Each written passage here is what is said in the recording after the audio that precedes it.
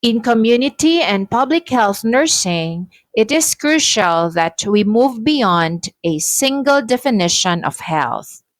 People define and experience health based on their background, their culture, their role in society, and their environment.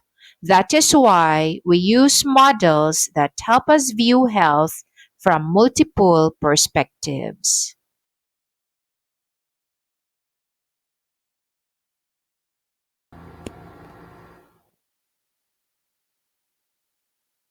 Models of health are essential conceptual frameworks.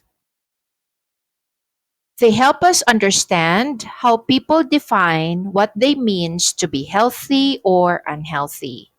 These are not abstract ideas. They guide real world decisions. For instance, if a person believes they are healthy because they have no fever or cough, they are likely using a clinical model. But another person may say they feel unwell emotionally despite having no physical symptoms. That would reflect a different model. These models also help guide health assessments.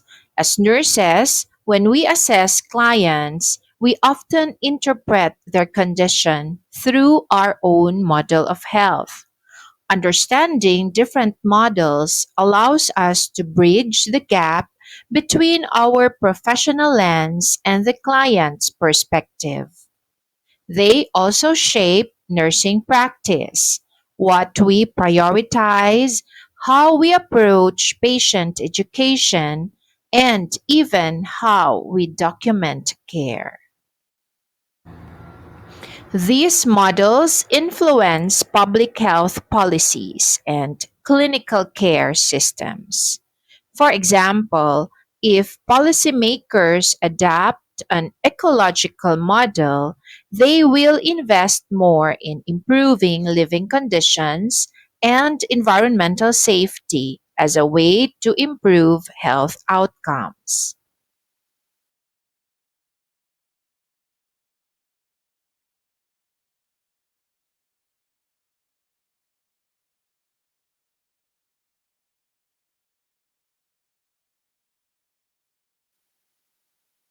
The purpose of understanding these models is threefold. First, they help shape perceptions of illness and wellness. Think of two people with the same blood pressure reading. One sees it as an early warning sign, the other shrugs it off. Their perception is shaped by their health model. Second, models influence individual behavior and decision making. If someone believes health is just not being sick, they may not take preventive measures like vaccinations or screenings. However, if they see health as a balance of mental and physical well being, they might be more proactive with stress management or fitness. Third, these models guide our role as nurses, especially in health promotion and disease prevention. By knowing what model our client adheres to, we can better design health education and interventions that align with their beliefs.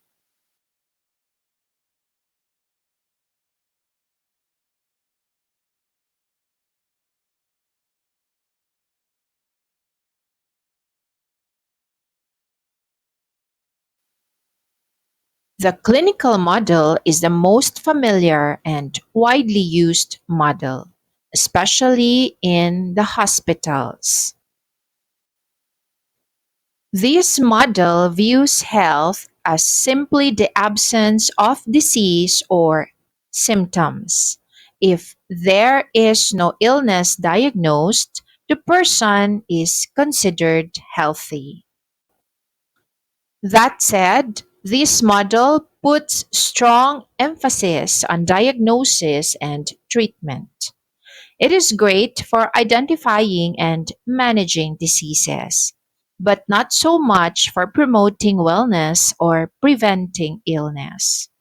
For example, a man with high cholesterol but no symptoms might not consider himself sick, but we know he is at risk.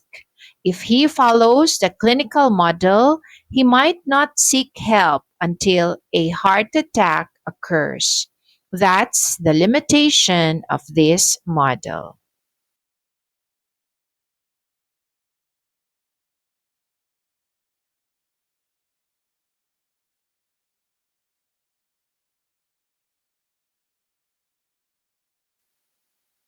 The role performance model defined health as the ability to perform expected social roles, whether as a parent, a child, a student, worker, or community member. Illness then is the inability to perform these tasks. So if someone is injured but still able to work and take care of their family, they are considered healthy from their perspective. This model is common in settings like occupational health nursing. For example, an employee with a mild colds might still be cleared for work if they can fulfill their job duties.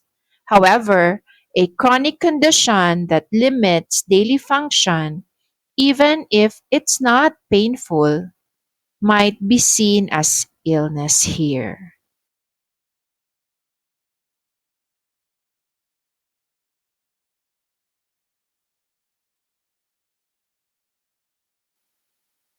The adaptive model sees health as the ability to adjust and adapt to physical, emotional, and social changes in life. On the flip side, illness is the failure to adapt to these changes. Think of someone newly diagnosed with diabetes. If they learn to manage their blood sugar, adjust their diet, and keep a positive mindset, they are healthy according to this model, even with the diagnosis. This model is especially useful in mental health and rehabilitation nursing, where coping and adjustment are central goals.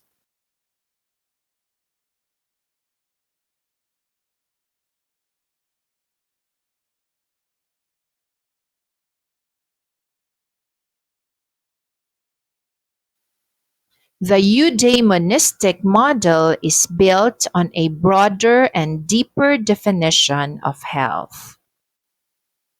It views health as the full development of one's potential and harmony of mind, body, and spirit. So it is not just about the absence of illness, it is about thriving. In this model, illness is seen as anything that interferes with self actualization or personal growth. For example, a young adult who's physically healthy but stuck in a job where he feels burned out and deeply unhappy might be considered unhealthy by this model. That is because he is not living a meaningful or fulfilling life. This model often guides holistic and wellness focused care, like life coaching, spiritual counseling, or personal development programs.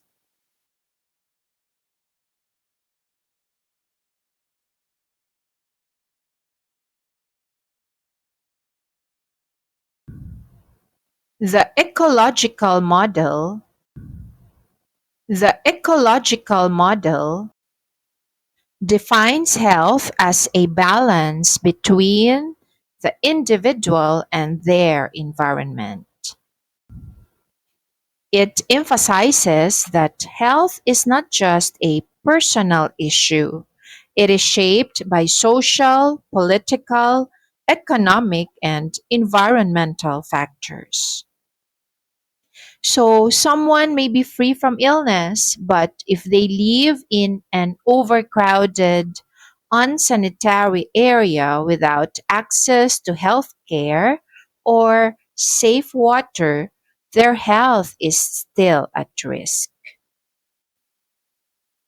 This model also highlights community health, sustainability, and environmental interventions. It is crucial for public health nurses, especially when working with vulnerable populations or during disaster response. For example, is when providing care to a flood prone barangay. Even if residents have no illness at the current moment, their environment puts them at risk. This model pushes us to advocate for safer housing and infrastructure.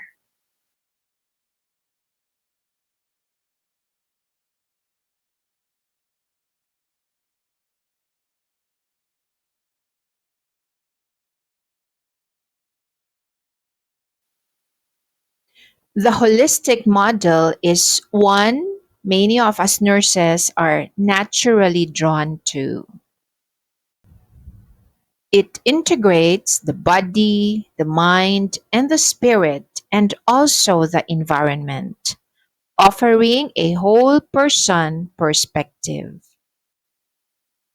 This model focuses healing and wellness and emphasizes those two concepts rather than just curing diseases. It also focuses on the person's overall experience, not just in their diagnosis. Imagine a cancer patient in remission who is still anxious and spiritually distressed. Under this model, they are not truly healthy until they find peace in all aspects of life. We often apply this in palliative care, complementary therapies, and health promotion, where emotional and spiritual support are just as important as physical care.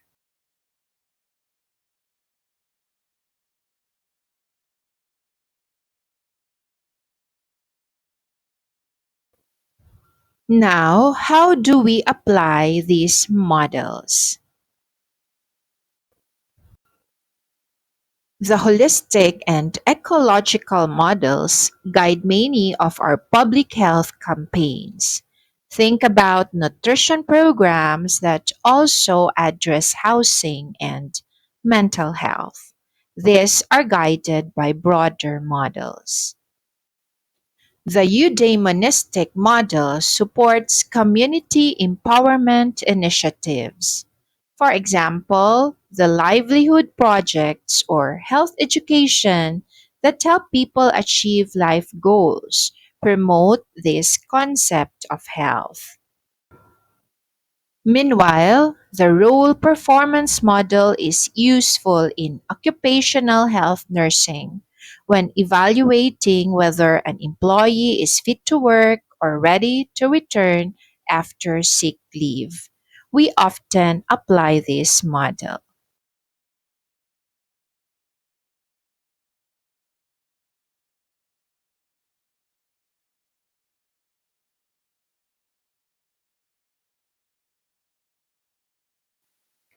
To summarize, we have discussed that there is no single or one size definition of health that will fit all of our communities, all of the families within the communities, and even the individuals. They and even healthcare systems adopt different models. So it is important to take note what is the most prominent model being observed in your context. As future nurses, your task is to understand these various models to better assess and engage with your clients. You use flexible, client centered approaches that respect each person's values and perceptions of their health. We also promote wellness in ways that resonate with their goals and with our target population. It could be in clinics, hospitals, schools, barangays, or parooks.